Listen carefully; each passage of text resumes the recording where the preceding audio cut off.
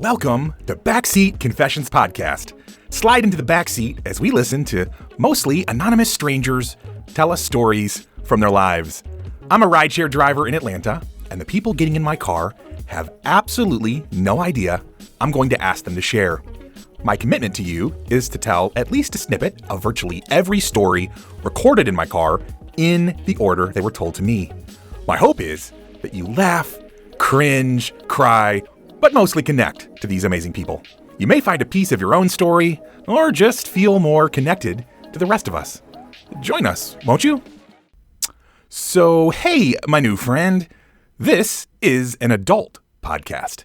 Themes and languages are definitely not suitable for everyone. Listener discretion is advised.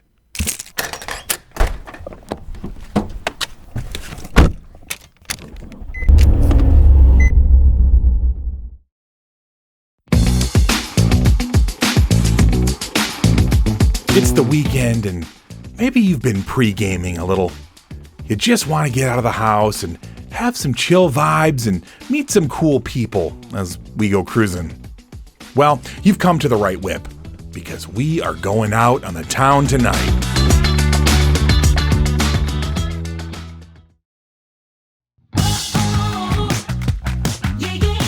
Our first rider of the night shares a vulnerable and embarrassing moment in her night.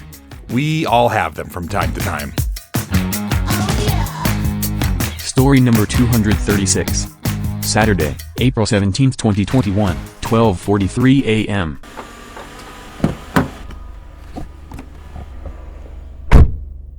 All right, so my story tonight is that I was actually just at a party. Okay. And I was wearing a little bit of a scandalous top. Uh-oh. And the top, while I was jumping up and down, seemed to slip a little bit. Okay. And someone alerted me that they saw things. Oh, like your belly button. No, not like my belly button. Not like your belly about button? 12 inches north of the belly button. 12 inch. Oh, Like- your navel.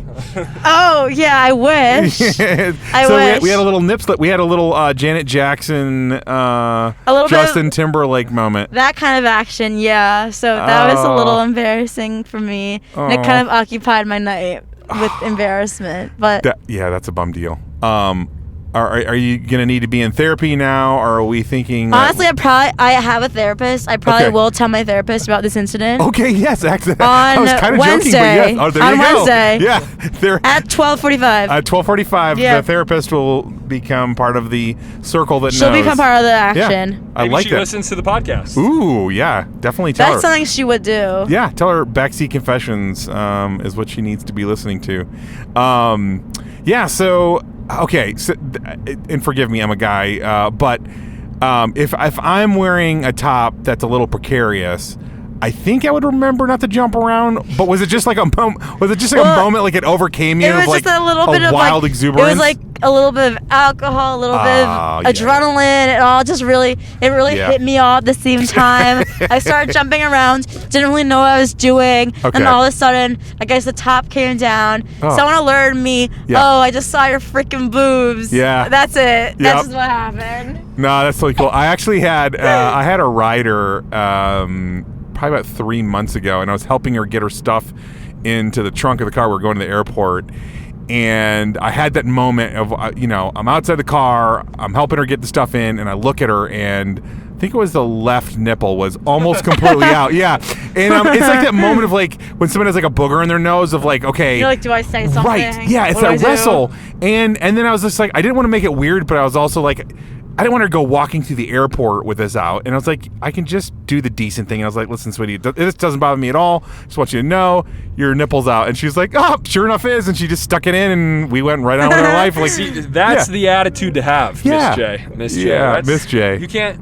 I doubt she was talking to her therapist about it. No. Miss J has issues, so Miss J needs to talk to her therapist about it. Yeah, no, you're totally allowed to have, especially if it was unplanned. That's a little. It was very unplanned. Yeah, it's a vulnerable feeling. She says it was unplanned. Okay. I like where the conspiracy is going. This was I actually. don't know. I don't like how there's like accusations coming up right now. It does feel a little accusatory. It feels a little bit. Yeah. A little bit attack-like. I know. All right, we'll back off in the attack. We're going to take it that you did not mean to flash everybody at the party. No, I didn't. It was a bad combination of adrenaline, alcohol, and a scandalous top. Yeah. Right? You put those three things in a blender. Top. Precarious top, yes. Precarious top. Anyways, Miss J, you are such a trooper. Thank you for sharing. And I guarantee you, there's going to be a young lady out there, or maybe a not young lady out there, who has had this happen to them. And we'll be glad to know they're not the only ones. So, thank you for having me. Yes, ma'am.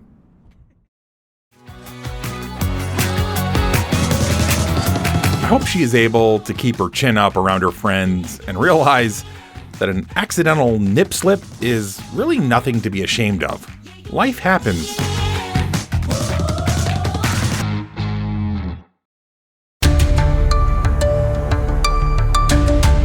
This next young rider has lived a pretty interesting life so far.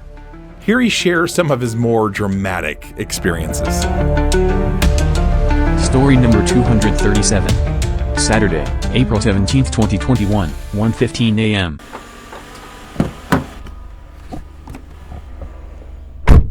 So I would say Yeah. the craziest thing that ever happened to me Right.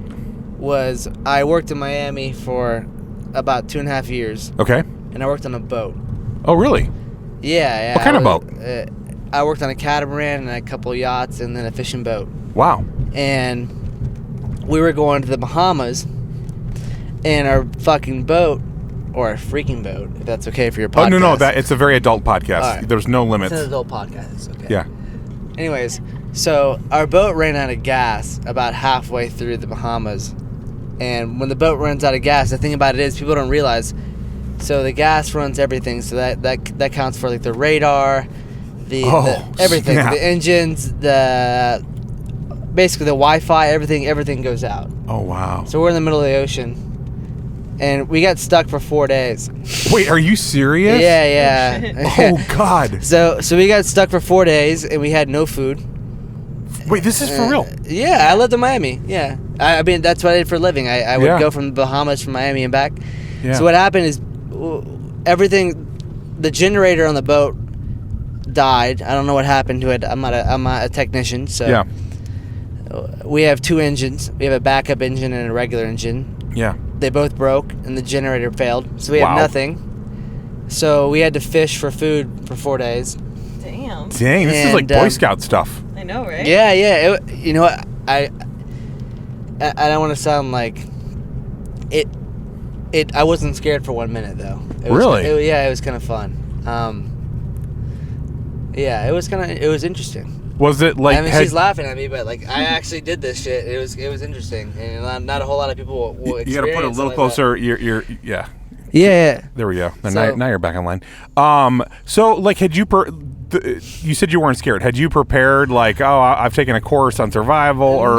No. You just kind of thrown into the fire. That's what happens when you work on a boat. You got to be ready for shit like this, right? So. Yeah. Wait, what did you fish?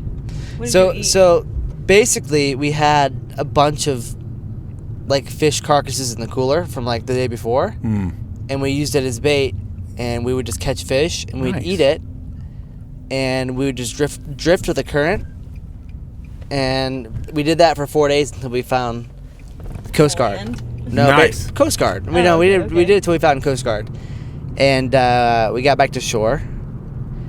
But for me, like, it wasn't scary because I knew we were going to find Coast Guard within a week. Yeah. And we had so much supplies, and the big thing is water. It's not food. Yeah, I agree. Yeah. And you were lucky enough to have enough water on board? We had so much water. Good. Oh, that's awesome. So that was probably the craziest thing in terms of like survival that happened to me. Yeah. And then I would say if I had to come up with another story. Yeah. He's like, one more. A twofer. while I'm on the mic. Yeah. That's probably the craziest thing that ever happened to me because like that was the only situation in my life where it was like I had to apply skills that I learned in my life to survive. Right. Otherwise I wouldn't know the story that's like that. Yeah. I went to Africa. Fair. Oh wow. A bunch. That's really cool. My sister's from Ethiopia. You said what now? My little sister, my little baby sister. Oh, that's amazing. Yeah, I stayed over there in Ethiopia for a couple weeks. Yeah. And that was pretty crazy because, like, I saw, like, literally dead people.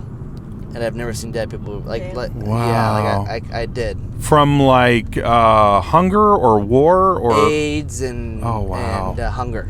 Wow. And that was pretty crazy, right? Yeah, that would definitely mark you. You know what the weird thing is? It didn't bother me that much. It's not that I didn't have sympathy. Yeah. But I did my research going in. Okay. So I was like prepared. Okay. If that makes sense, right? Yeah. So it wasn't like an unexpected to you. Yeah, I think I handled it better than my mother. You know, but yeah, Africa's fucking crazy. Africa's like a different planet. If you've never been to Africa, I've not. I want to go so bad, but yeah, I've not been. Have you been? You little travel? No. I'm going to safari in Africa. So I went to. So sick. Oh, sick. So I went to Africa for 3 weeks. Yeah. And then I went for 2 months, and then I went for almost 3 months. Okay. Nice. Wow. Yeah. A while ago. The last time I went was about 3 years ago. What parts of Africa?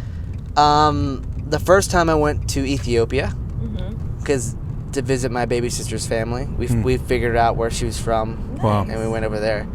And I went, but she didn't go with us because that was a little dramatic, right?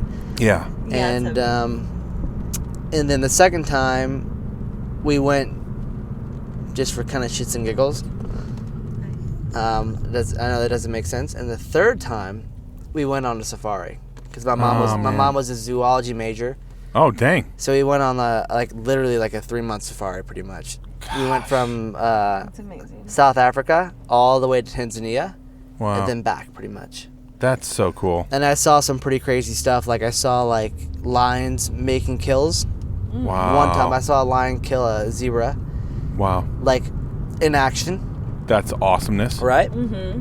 That's cool. And then what else did I see? I saw a bunch of stuff you're not supposed to see, like cheetahs and leopards, like rare animals that you're not supposed to see. Wow. And it was pretty crazy. Like I saw the Maasai tribe. So one of the crazy things I saw. So they have a tribe called the Maasai. Yeah, the Maasai are some of the most famous warriors in the world. Exactly, but so they're extremely healthy. Yeah. And they only eat blood and milk. Ooh. What? And they don't eat meat? No, they don't eat meat. And I got to watch them. Or plants? Nothing. Only blood and milk. Like animal blood? So what they do is they get a cow. Yeah. And they get this needle and a hammer, and they basically they cut the cow's jugular. Okay. Yeah. And they pour it into a cup. Okay. And then they suture the wound, and they get it's weird, like almost like a flame, and they cicatriz, they scar it. Yeah, they it's weird. They basically heal the animal after they cut its jugular. It's the craziest thing I've ever seen. Wow. And then they drink the blood. Okay. And then they rehabilitate the animal. Wow. And then they do it again. And I got to watch it happen. How long is that process? It's not long. It's like 5 minutes. Damn. And that was probably the hardest thing I've ever had to watch. Like it was difficult. Yeah. How did you get into this tribe that you could see this though? Like you don't just walk up to something like this, right? If I'm gonna book a trip or what? You gotta book a trip. I mean or did you meet a local and he brought you to this? Nah, we did that in Tanzania and my mother paid for it. I'm not gonna lie. So it was a trip, yeah, but that's what they actually do. They don't eat anything besides blood and milk. I could have sworn they also ate meat though. If they can get a hold of it. Okay. Well, yeah, or land. They don't have And I know you're right. They it's are. Like a desert. I've seen them herding their cows. So that makes sense that during lean times, that might be all they have is just milk and blood, honestly, because they don't want to kill the cow and then lose that source of milk. That's just fascinating, man. That's all they have. Yeah. That's 90% of what they eat is milk, cow's milk, and blood. Wow. And Crazy. That is crazy. And they're incredibly fit and healthy looking. They're not skinny like a lot of kind of African tribes. Like they're like very athletic. They're all like 6'2", 6'3". Wow. And very healthy looking. They're not. It's pretty impressive actually. Yeah, that's incredible. And they're the crazy thing is they're fucking happy. Yeah. Like people here are miserable. Totally, you're right. No, 100%. But I think it has like to do with a sense of naive. Like they're not as exposed to like everything that Americans are. Maybe, but my Panamanian family's the same way. They're so much happier than my family here. My family here, they're all like, if I'm going to be completely blunt and I'm not going to give a fuck, they're all millionaires here and they hate their lives. They're all depressed. Yeah. They all have serious mental issues. My Panamanian family, they're broke as fuck and they live in the jungle and they're so happy. Yeah. Yeah. No. So because I want to get to your lovely lady's story. I don't think I have one. Oh, you don't? does. Oh, okay. No, I'm Okay. kidding. Oh, okay. I don't. You don't? That's cool. She can talk her head off. Yeah. But no, I was just gonna say it's a much longer story. But yeah, I think the a lot of it has to do with we're no longer in villages and community here in the West. And so literally like all of our technology and our wealth is also the thing that's making us sick in the head. So anyways, that's a long, winding other story. So man, Mr. S, thank you so much for those stories, man. That's actually really cool stuff. Cool, man.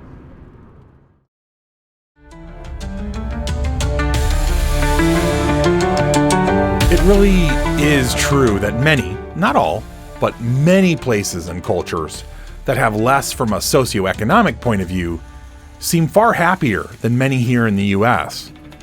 There are so many factors here that lead to this, including access to so much information, the loneliness epidemic stemming from being apart from community, and a loss of connection to nature.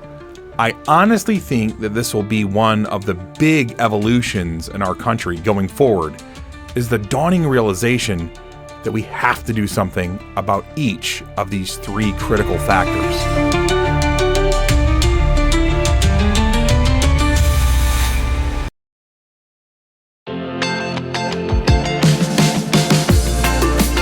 So, as the drive continues, the girlfriend decides to share her experience with private school, and the adventuring boyfriend joins in. Story number 238. Saturday, April 17th, 2021, 1:28 a.m.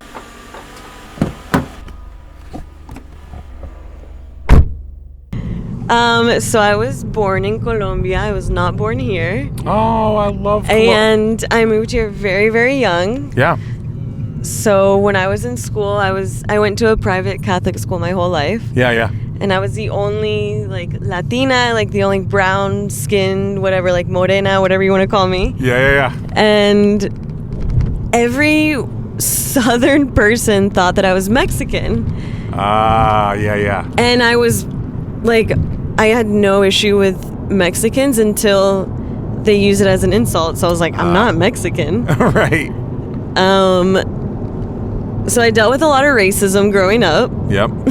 Yeah. And it came to my junior year of high school that I was in a Catholic private school my whole life since kindergarten. Right. And I told my mom one day and I was like, I'm not going back to that school. Wow. And she was just like, what? And I'm like, no, I'm not going back to that school. So I literally told her, I was like, do not sign me up. I'm not going back to school. A junior in high school. Wow. She's like, well, what do you want me to do? And I'm like, I'm going to public school. That's crazy. So I transferred and I went to public school. And I'm like the first person in my family that did not finish in a Catholic school. Because I told her, I was like, I'm not going to keep going there. Yeah. They're Good racist and I don't agree with them. Yeah. And they're hypocritical. They're super hypocritical. So. Wow. How did because nothing is just perfect, right? So how was that transition into public school? How did that go for you? I did amazing. Did you really? Yeah, I actually was I joined AP classes. I was homecoming queen. I got snap, best girl. dressed. I was friends with everybody. I literally succeeded on another level that I wouldn't have if I was in private school. Although, okay, let's also say that private school probably set you up to excel in the public school space. I mean, I think it gave me like, I have like a standard of living, Yeah. but I think that started from my house. Like, I don't think a private school really taught me that. Okay, fair.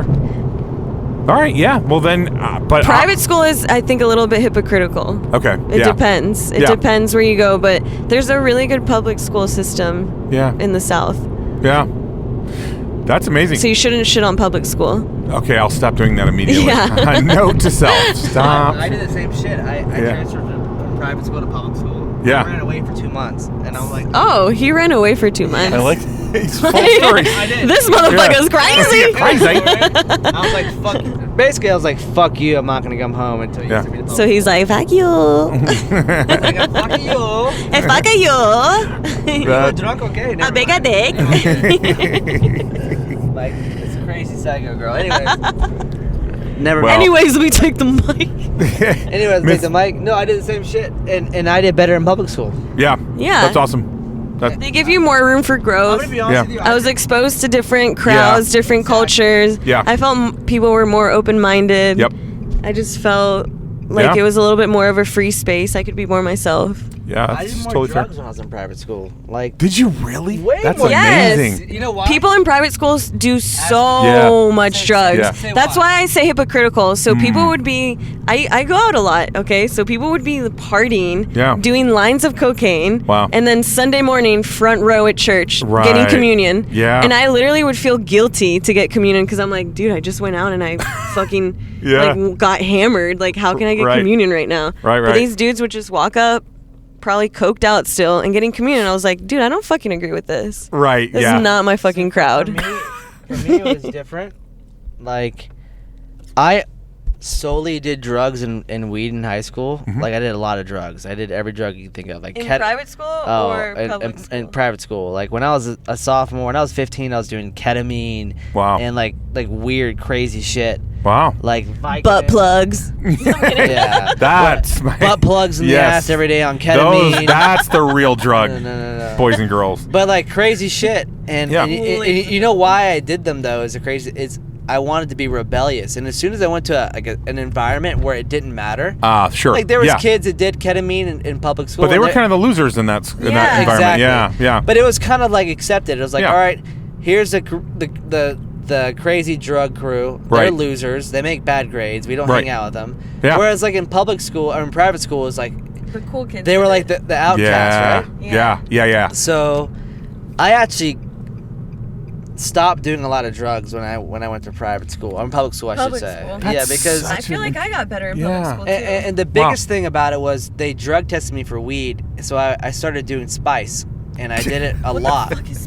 That's way worse. And Oh my god. Is that black pepper? It totally is. Yeah. Yes, Do exactly. you snort it or do you put it in your butthole? Yeah, I got both. hospitalized. I would for hope. it. It was fucked up. Yeah. It fucked me up. Like I had to go to the hospital at least once. Oh shit. Yeah. Wait, is it really black pepper? It's No. It's Oh. synthetic pot. Yeah, it's really bad for you. Is So- that salvia? Is that the same thing? No, salvia is actually natural. So spice is made. It's a chemical made in the lab, No. and the way it gets you high is it actually inflates the size of your brain. So it swells your brain. Oh, I didn't size. know that. Yeah, That's fucked up. Oh, that's a really bad idea. It's horrible, That does for, not and sound it's fun. horrible. It's not legal anymore, but Right. at one point in time, all the private school kids were doing spice because they were getting drug tested, and all the public Yeah. school kids were smoking weed. Wow. And then the private school kids were dying, yeah, for sure. and the public school kids were doing fine because it's like weed is weed, right? Right. Yeah. So for me, it was like, where do you draw the line? Like, all right, if you're 15 or 16 years old, you're gonna smoke weed and drink no matter what. Yep. Yep. But if you're gonna, No. no, I mean, where I I don't think I smoked weed until I was like 17. well, that's very nice. But I started smoking weed. very nice. I started smoking weed when I was 12. Very nice. How much? Very nice. My dad smoked weed, so like I watched Yeah. him smoke weed when I was a kid. So I smoked weed when I was 12. Yeah. Like, that was normal for me, So it was different growing up for me than a lot of other people. But a lot of my friends smoked weed when they were 12, 11 years old. Damn. And that was not obscure. Sure. And if I'm going to be completely blunt and honest about it, it never hurt us. Like, any of my friends that started smoking weed when we were younger, we were fine. Yeah. Yeah. It was a spice that Oh, fucked wait, us it's right up. here. Right here. You passed it. On the Oh, no, left? you didn't. No, he's got it right here. Wait, it says to turn left. But is that Oh, right? Really? I thought it was back there. Said, yeah, I think you you're right. passed it. I passed it. Yeah. It's Well, fine. guys, it has been I love this shit. This is so incredibly much fun. enlightening. Thank you so much for You're amazing. for sharing. You're amazing. You guys are awesome, and what great stories too. We'll be here all night. Uh, When this blows up, you can just send us a paycheck, okay? Yeah, totally. Like, for sure.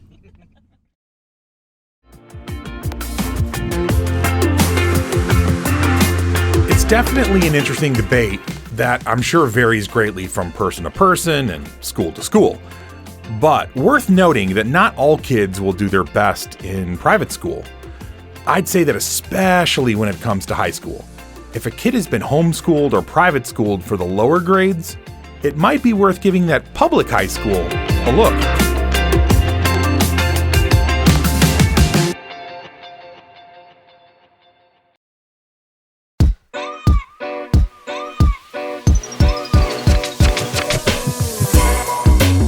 This next conversation would be a good one for the ladies who are in somewhat non-traditional relationships to better understand their guys. This gentleman is able to express his true feelings with me in a way that he might find hard to do with his lady. Story number 239. Saturday, April 17, 2021, 8:36 p.m.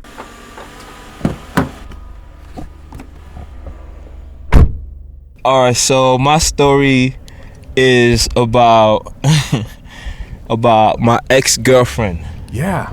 Yeah, so my ex-girlfriend, in the beginning, you know, like, it was amazing, like, story. We met, everything was cool. Yeah. She was living with her friend, etc. And then she eventually moved with me. I was fresh in the city of Atlanta, so I was trying to get around and get to know stuff. Yeah. But I got so caught up in, like, you know, the fast life of Atlanta. Yeah. And seeing, like, good looking women, etc. Yeah. Yeah. And you know, things got cordial. She moved in, etc., etc. Then, man, I just started wilding, man. I just started wilding. She had no idea. Like, I was out, like, partying, etc., etc. Yep. And then, well, come to find out, she cheated on me, man. Oh, she did. And the thing about it is, I thought that I was, because I cheated too. Right. But the thing is, I kept it a secret. Right. And some event happened where she confessed, you know what I'm saying, that she cheated. I was like, yo. And then the funny thing about it is, like, she cheated because she's bisexual. Okay. Yeah, so she cheated, like, with, like, another girl, and the girl is like, I knew the girl, bro. Oh, did you really? You were, like, friends with her or just knew her? I wasn't friends with her. I knew the girl. Okay, yeah. So I'm like, yo, what's going on? And then I confessed also that I was cheating. Oh, but wow. Yeah, and then one thing that happened is, okay, one girl that we both mutually like knew at that point. Yeah. She had a crush on me. Oh. This is beside the cheating. Okay. She had a crush on me, and I think that they had a crush on each other. Oh, got it. Yeah.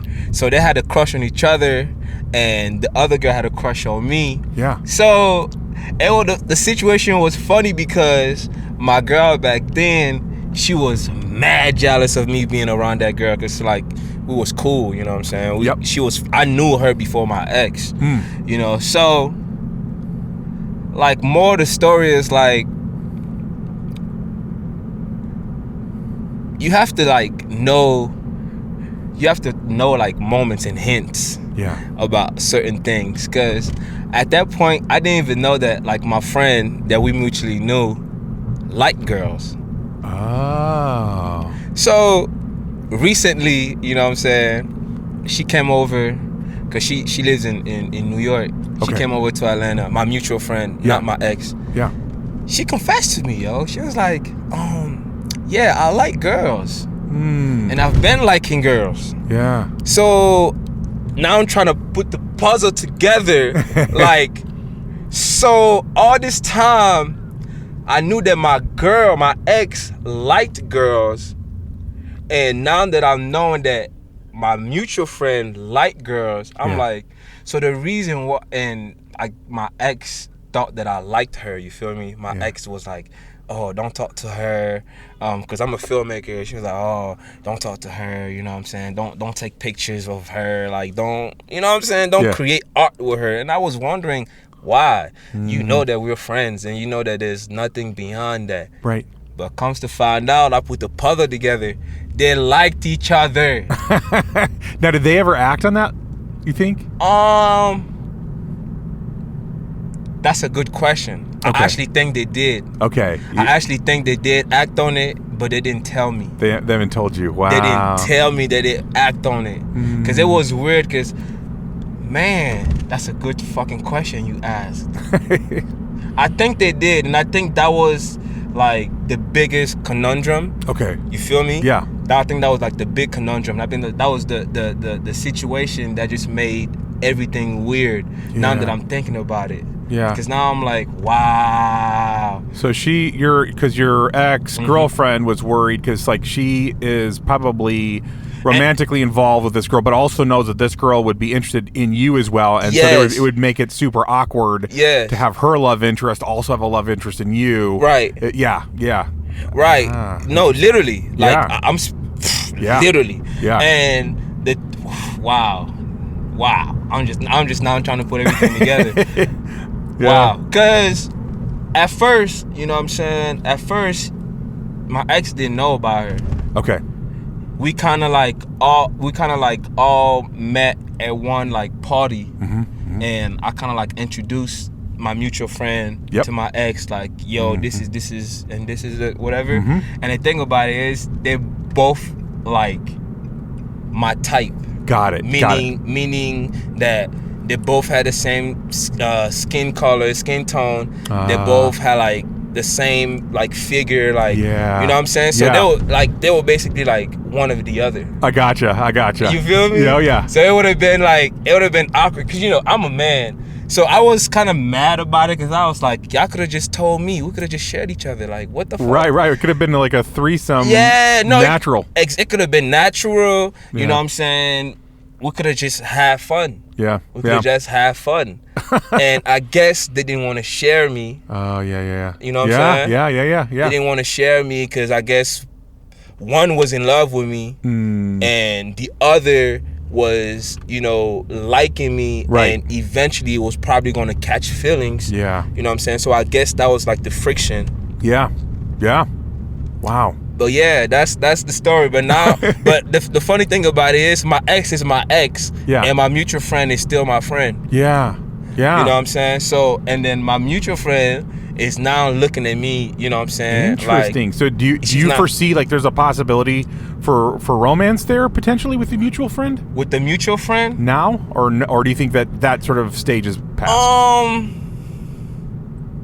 Maybe like a one-night stand. Okay, but not like an ongoing, not committed relationship. No, not like an ongoing, like, relationships type of thing, because truthfully, I care about how my ex feels. Oh, because that's really good. Yeah, because, like, if I do that would be like, no, like, the loyalty would be like broken type thing. You get what I'm saying? Yeah. You still have a code of honor. Yeah, code of honor type of thing, like your ex. Yeah, like which is principle. Cool. Yeah, basically. I love it. Yeah. So I'm trying to like, you know what I'm saying, be above, you know what I'm saying, like, the bullshit. Yep. Because I can easily, like, be in a relationship with my mutual friend right now. Right. Like, got it's up to me. I got you. Okay, so you're driving the ship on that. Yo, trust me. So, yeah. Where are you at just in terms of romantic relationships in general, do you have your eye on somebody else, or are you just overall trying to chill right now? In terms right of that? now, I'm dating. Okay, I'm dating. Yeah. This I've been seeing a few women. Yeah. But there's one right now. She's really like caught my interest. Yeah. But that one, she's crazy. Okay. But she's not crazy. She loved like the life. She loved the like nighttime too much. She like partying and all that. And she's dating as well. Okay. And like those, she likes flashy things and shit. So if she sees something flashy, she gonna go for it. Like type shit. You know what I'm saying? Yeah, that you can't build a long-term solid relationship on that. Yeah. So I'm just fucking her. Okay. Like that's about it. That's the end of that. Yeah. Yeah, that's the end of that. But the thing about it is, like, I still have feelings for my ex. Ooh, interesting. And she low-key still have feelings for me because we still communicate. What if the happy ending to this story is you and the ex and this mutual friend somehow all piece it together without, blowing it up? I wonder if that's even a possibility. I would love to. That's if they both come to an understanding. No, yeah, clearly they'd have to be on board. I'm just saying, like, it is a remote possibility, though. If they really do, are they still friends with each other? My mutual friend was my ex's client. Oh, okay. Because my ex has her own business and do stuff like that, and my mutual was a client. Okay, you feel me? Yes. So, I guess she didn't want like business and pleasure to mix. Yeah. You feel me? I do, yeah. So that's where it was. That's really like the standpoint behind the whole thing. Cause she was like, you wanna fuck my client or whatever. Yeah. You feel me? Yeah. So I was kinda like, that kinda looks weird, you know what I'm saying? Right. You know what I'm saying? Yeah. Yeah, so I will hope there will be a happy ending where they will both because they're both like girls, like I said. They're both bisexual. Yeah. So like they can enjoy each other and enjoy me. Yeah. And I can enjoy them. That would be the perfect story. Yeah. You know what I'm saying? I hope it comes to fruition. I'm hoping so. But if it doesn't, 9 times out of 10, I would rather be with my ex. Yeah, that makes sense. And cut off my mutual friend. Yeah. That would be like what would make sense. And that's sort of the traditional ending, and that I love that there's that you guys both still, you obviously care about her because that's why you're not wholeheartedly going after this other girl who's kind of crushing on you right now. That's your mutual friend. So that's really cool. Well, that's what I'll hope for. I'll hope for that you and your ex are able to come back together. And maybe this time be more honest with each other about where you're at, and treat the relationship in such a way that you're able to, go the distance. And, and then whatever else, as long as you guys are being honest with each other and you guys are both agreeing to everything, that's really the whole thing, right? Versus doing it behind each other's backs. Oh, for sure, because I really love that girl. Like, that's awesome, dude. I honestly, I truly do, and I think she knows that. Yeah. But it just one thing about me is I don't really like explaining things into full details, and that was my issue with her. For example, let's say if I was talking to a girl, you know what I'm saying, and let's say I fucked a girl, she would want to know how I got to know the girl, where did I meet the girl, what did I say to the girl, how did everything end up with us fucking. Right. But I'm not the type to want to explain that whole thing. Sure. Because whatever I said to that girl, I was lying.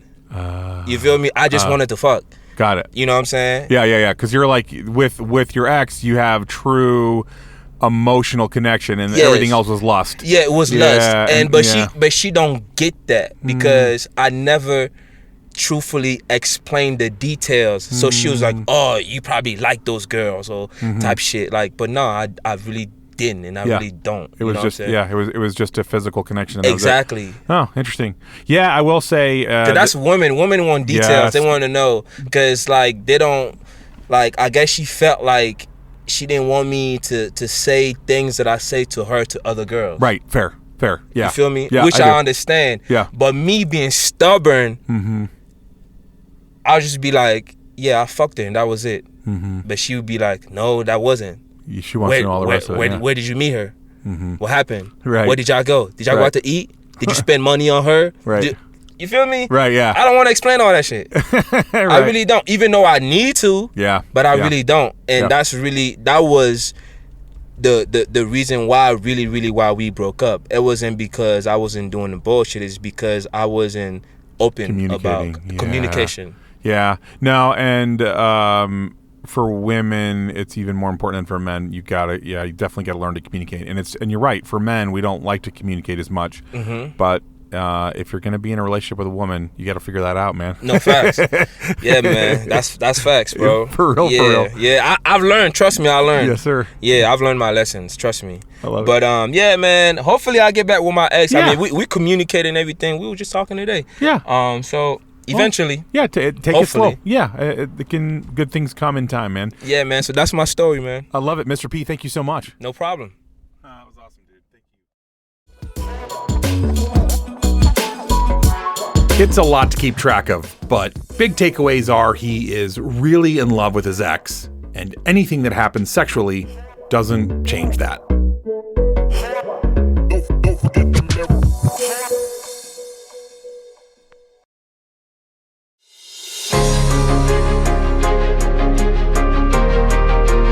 Our next rider is a really great guy, but had quite a few drinks, so the conversation was long and a little windy.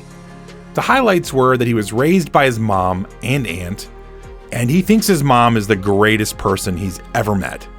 She worked a low-wage job, but saved and invested well, and put him through private school and college. As you'll hear, he's now in the Army, and seems to be well on his way. The big issue his family is dealing with right now is his uncle, who also lived in the house with his aunt and mom growing up, and his uncle can never seem to get himself together. So they had to ask him to leave. Story number 240. Sunday, April 18th, 2021, 2:34 a.m.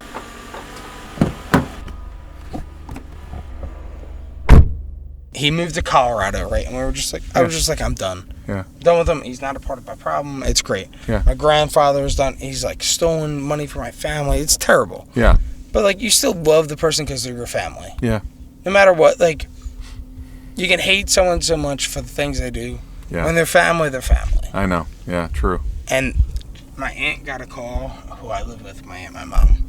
And they said, he's either going to die on the streets of Colorado or you let him come live back with you. We have no place for him here. Wow. And apparently she said yes. Oh, wow. So he's come back, but they've told me that they're going to give him whatever he needs when he comes back. If he needs food, he can shower, but he's not sleeping there anymore. Okay. But it's like, wow. It's crazy. Yeah, that's tough. But it's a whole cycle. So I went to school for criminology. Oh, did you I didn't really? say that earlier. Yeah. So I think my biggest thing now with the Army is I'm in infantry right now, but I'm going MI. Okay. And I think after that, my biggest thing is that I want to make any impact I can on the criminal justice system. Hopefully I will say it's a passion of mine to make it better because it's so hard. Freaking broken, dude. It's not even funny. It is so freaking broken. So freaking broken. It does not help anybody. It is about punishing people and not about rehabilitating them. I'm super passionate. I know we're at the spot and I got to go pick someone else up. But yeah, man, I hope you seem like a really good guy. I hope you Thank you, man. I hope you bring justice and restoration to that system. Yeah, so I'm glad you're a part of it. Yeah. And I think everyone could be a part of it. Yeah. If someone hears this, even if it's like 2 people. Yeah. Anybody, your wife, whatever. Yeah. I think everyone could be a part of it. Yeah. I'm just going to say that no matter who you are, you can be a part of it. Race, creed, gender, orientation, no matter what. But I think definitely it just starts with the people that think they're not dealing with it should be dealing with it. Yeah. Everyone that thinks it's not a problem from them, right? It's a problem for everybody. Yeah, it is. You're right. Yeah, it affects all of us. Sure, I don't walk into a place and I don't get discriminated against because of my race, right, or my creed, or anything like that. Yeah. But we can all change it, and the criminal justice system, it's not affecting white males now. Yeah. Maybe small effect it is, but but in the long term, anything that affects someone that long is going to affect everybody. But I'm tired of seeing it affecting a race and creed for so long. Yeah, I agree. Bro, I know you got to go. Thank you so much, man. Man, if I could ride along with you.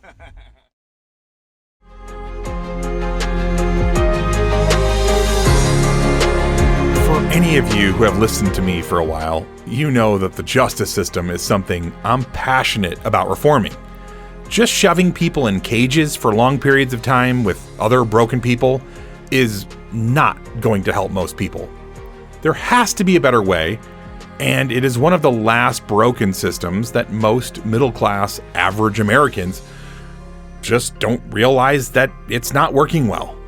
Hopefully, gentlemen like this guy can start to become part of the solution.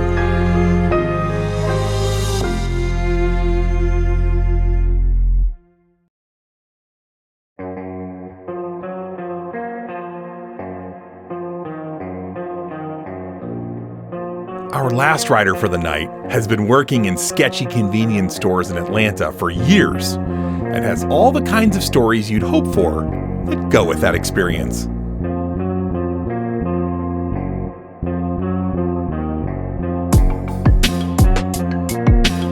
Story number 241. Sunday, April 18th, 2021, 3:06 a.m.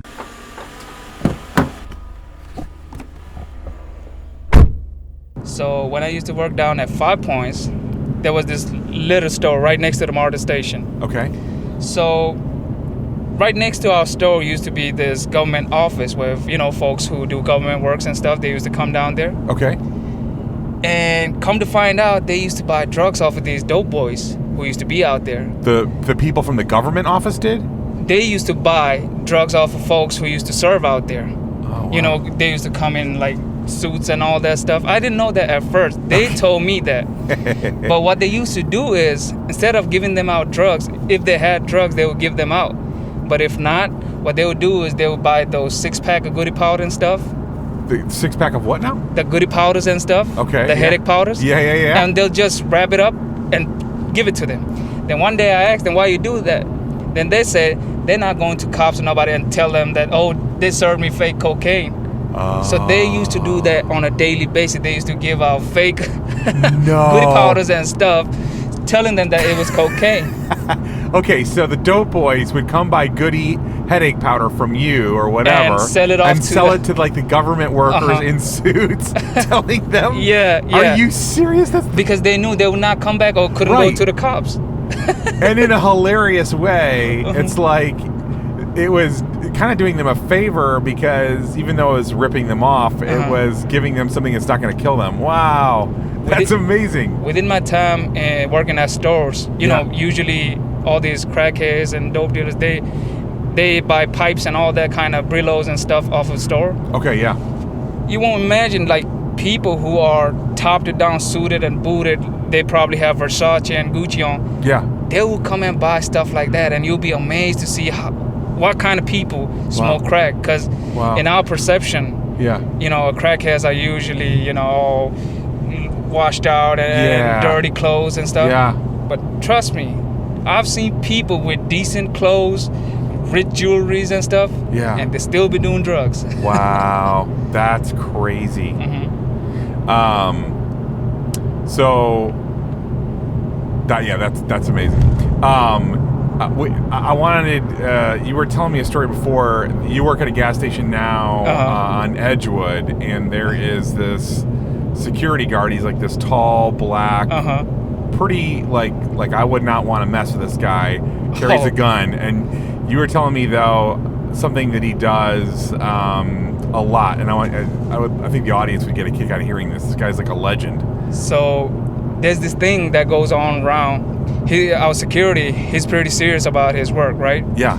And we'll have all kinds of troublemaker, from crackheads to, drunk people, whatever it may be. So anytime that happens, he'll try to escort them out whatever way. Yep. And sometimes things go left. Yeah. They want to fight and they do something. And the thing with our security is, anytime that happens, he's always down to scuffle. He'll put a gun to the side, take his vest off, and he's down to scuffle. And when that happens, down in Edgewood, it's kind of like a thing. Yeah. Everybody comes around with their phone out, try to record. Wow. And so far, what I've seen is that whoever he goes down with, he knocks them out. He has a clean record, like 18-0 so far as I've seen. Oh my God! But I love that. people tell me it's like 30 or 35 people that he has knocked out in total. Wow. So this guy is like a badass, actual street fighter who, even though he's bulletproof vest and has the gun, if you want to throw with him, he will take all that off and he will throw down with you. And you've seen him clean 18 people's clocks. Yep.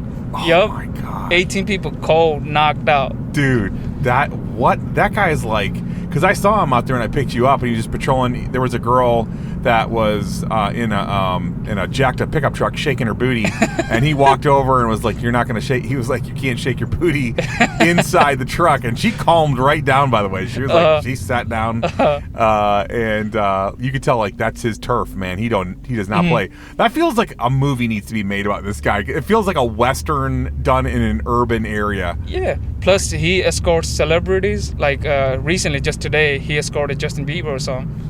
Yeah. Oh, Justin Bieber was on Edgewood?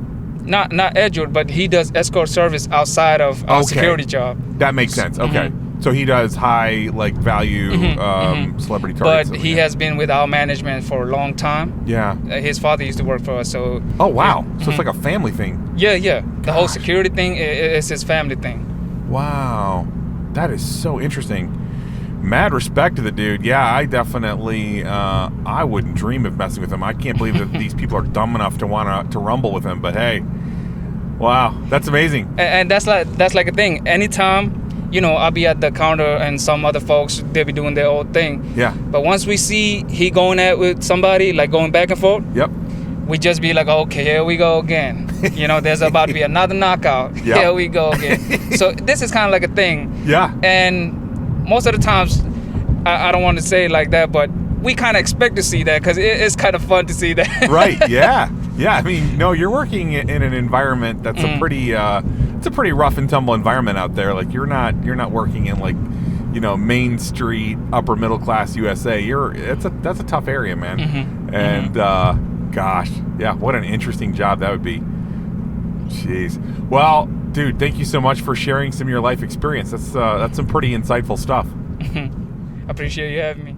Yeah, absolutely.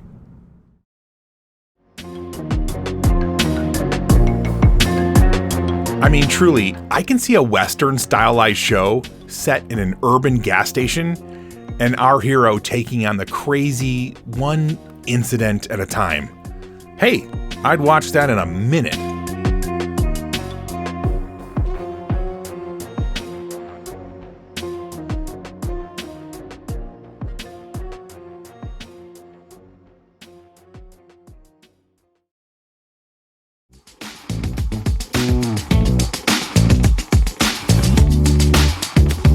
Well, it's time to park this vehicle for the moment.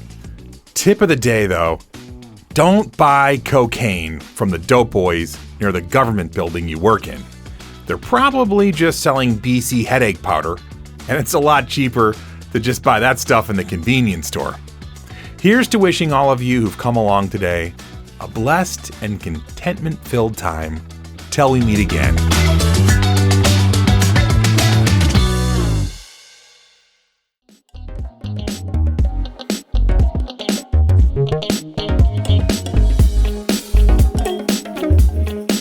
This is what happens when you are a rideshare driver in Atlanta and ask people for their stories.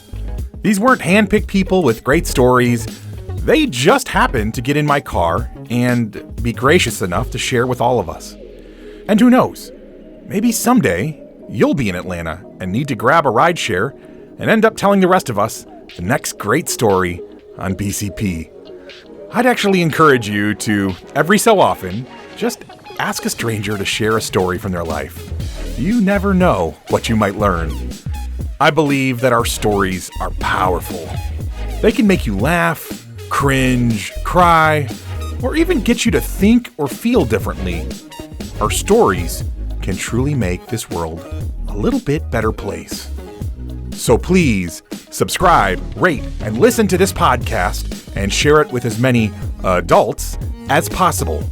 It would mean so much to me. First and foremost, I want to thank the incredible writers who trusted me with your stories.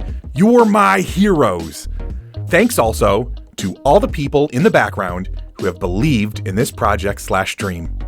All of the music on this podcast was found on pixabay.com, and it was free, which is an amazing gift when you're starting a podcast on a shoestring budget.